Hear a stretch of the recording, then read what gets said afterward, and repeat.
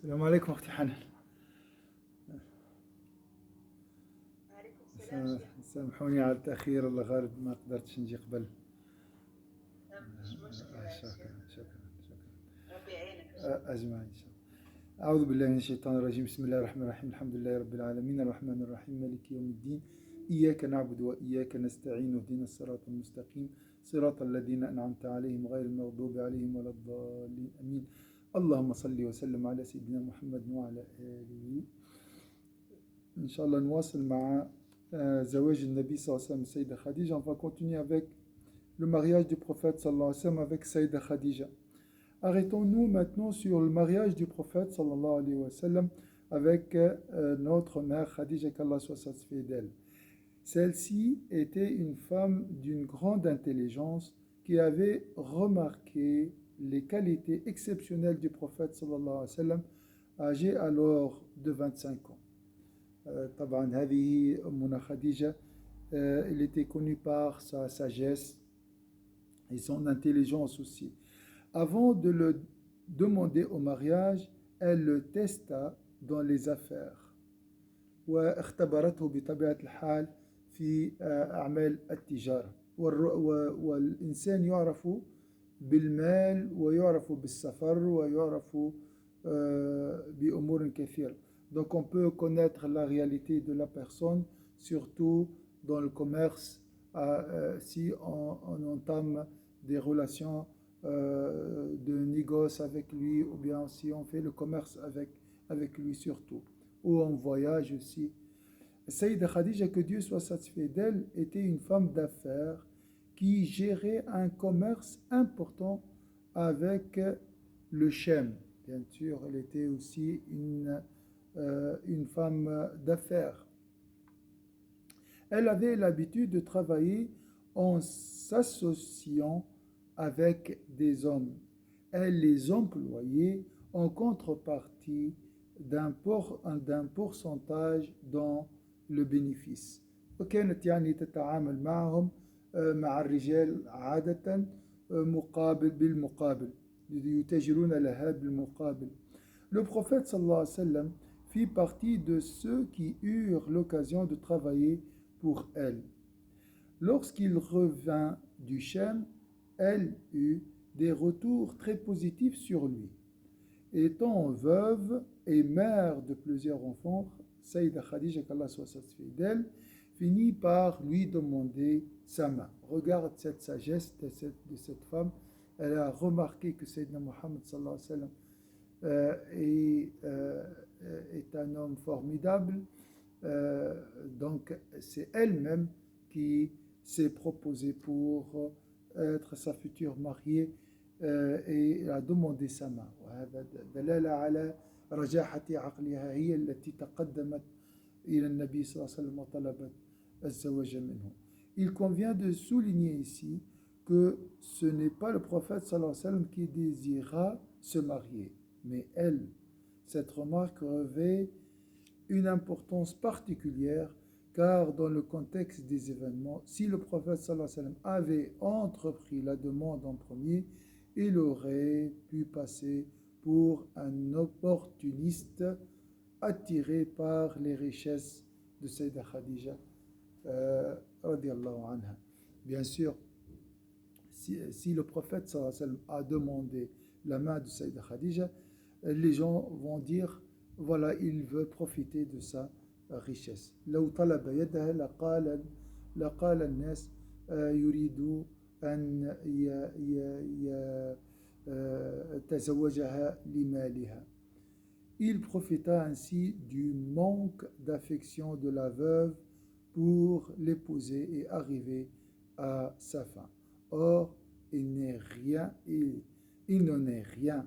À cette époque, le prophète sallallahu alayhi wa sallam était loin des tentations de la Mecque et contrairement aux jeunes de son âge, il ne cherchait pas à conquérir les jeunes femmes de la cité. Le prophète sallallahu alayhi wa sallam était pur, sallallahu alayhi wa sallam. C'est un homme parfait, même avant l'avènement de l'islam. On rapporte d'ailleurs qu'un jour, il voulut se rendre à une fête où il y avait de la musique, de la danse et d'autres divertissements. مرات معروف النبي صلى الله عليه وسلم جاء ليحضر مجلس له عرس أو شيء مثل هذا. Il fut alors saisi d'un lourd sommeil qui l'empêcha d'y participer. Pourquoi Sayyidina Muhammad sallallahu alayhi wa sallam était-il si différent des autres? Pourquoi n'était-il pas attiré par les distractions de la Mecque? لماذا كان النبي صلى الله عليه وسلم مختلف عن الآخرين؟ لماذا لم يكن يعني منجذبا الملاهي في مكة? Tout simplement parce que Dieu le protégeait afin de le préparer à devenir son messager صلى الله عليه وسلم. الله هذا القدر الله عز وجل أراد أن يحمي سيدنا محمد صلى الله عليه وسلم ويوجهه لتحمل الرسالة. Le plan divin voulait aussi qu'il se marie à cette époque avec une femme bien plus âgée que lui. Subhanallah, il a dit ici le plan divin. Donc, هذا القدر, le plan, l'image est belle aussi parce que le qadr, on dit c'est maktoub. Maktoub dans le sens tout est marqué dans la table gardée. Et tout ce qui est marqué dans la table gardée sera réalisé dans la vie d'ici-bas. Donc c'est marqué dans la table gardée que Sayyidina Muhammad sallallahu alayhi wa sallam épousera Sayyida Khadija alayha radiyallahu anha. Parmi les événements qui marquèrent la jeunesse du prophète sallallahu alayhi wa sallam, nous avons sa participation à la rénovation du temple sacré. Donc nous avons le mariage avec Sayyida Khadija à l'âge de 25 ans et un autre événement très important, c'est sa participation à la rénovation du temple sacré. À l'époque des travaux, les pierres étaient seulement posées les unes sur les autres. Elles n'étaient pas fixées avec du plâtre ou du ciment. Les Mécois avaient donc peur que le temple ne s'écroule suite aux inondations. Les Mécois avaient donc peur que le temple ne s'écroule suite aux inondations. Ils craignaient également les vols, car un voleur s'était déjà introduit à l'intérieur pour dérober du parfum qui était stocké. Donc, الكعبة كانت مجموعة من الحجارة بعضها فوق بعض بدون إسمنت أو بدون طين يضم هذه الحجارة، والعرب كانت تخشى على الكعبة من الفيضانات، وكذلك أرادوا إحكام بنائها لمنع السراق من الدخول إليها، وما حدث في مرة دخل أحد السراق وسرق عطرا من داخلها.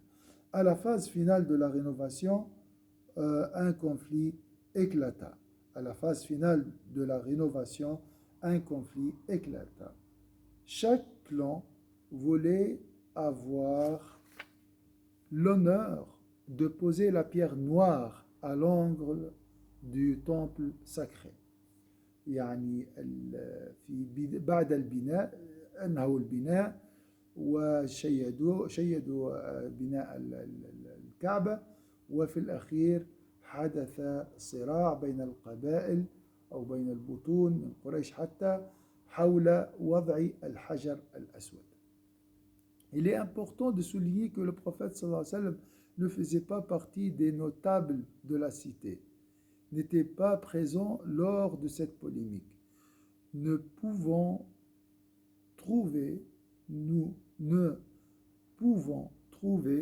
d'issue au conflit, une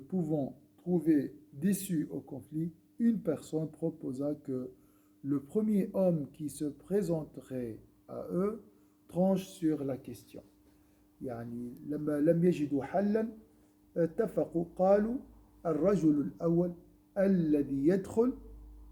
طبعا لم يكن حاضر النبي, le prophète n'était pas présent pendant la construction de la Kaaba, et il n'était pas parmi il était connu par ça, c'était un homme digne de confiance, un homme véridique, mais il n'était pas présent avec ceux qui ont construit la Kaaba. Et subhanallah, c'est le plan divin, c'est le destin. À la fin, lors de ce conflit, et, ceux qui étaient présents, ils ont décidé, ils ont proposé que le premier homme qui se présenterait à eux tranche sur la question. Le plan divin voulut que cet homme soit le prophète sallallahu alayhi wa sallam. Il n'y a pas de hasard. À cette époque, il avait 35 ans. Subhanallah. Il avait 35 ans. Les notables étaient heureux que ce jugement lui revienne, car Sayyidina Muhammad sallallahu alayhi wa sallam était respecté de tout et il réjouissait déjà d'une très bonne réputation. Ce qui est marquant dans cet épisode, c'est qu'aucun d'entre eux ne contesta sa décision. Donc le prophète sallallahu alayhi wa sallam était accepté par tous les Arabes à l'époque. Mieux encore, les textes affirment que c'est le prophète sallallahu alayhi wa sallam qui déposa la pierre noire de ses propres mains et non un des notables présents. C'est lui-même qui a pris la pierre noire et l'a déposée à sa place. Aucune opposition, personne ne lui a adressé un reproche pour avoir effectué cet acte à leur place. ولا أحد طبعا هم اتفقوا قالوا أول ما الذي يدخل هو الذي يضع الحجر الأسود مكانه وهذا ما حدث فلم يعترض على حكمه أحد. Il est vraiment étonnant qu'aucun participant n'ait contesté avec force cet acte du prophète sallallahu alayhi wa sallam, alors que le tribalisme régnait dans toute la péninsule arabique et qu'il n'était ni puissant ni riche. Allah Azza wa Jalla ayyadahu wa la ahad i'tarada alayhi, c'est le secours providentiel d'Allah Azza wa Jalla. Aucun arabe ne s'est opposé à sa décision. Et voilà, c'est Allah Azza wa Jalla qui a protégé Sayyidina Muhammad sallallahu alayhi wa sallam. Avant l'islam, il était un homme notable, il était un homme honorable, marié à une femme parmi les notables, et il avait l'honneur, bien sûr, de poser la pierre noire à l'angle du temple sacré. Inch'Allah, on va s'arrêter ici. Inch'Allah, qu'Allah nous donnera l'amour de Sayyidina Muhammad sallallahu alayhi wa sallam. Barakallahu fikum, ukhti Hanan, jazakumullahu khayran. والسلام عليكم بارك الله فيكم شكرا السلام عليكم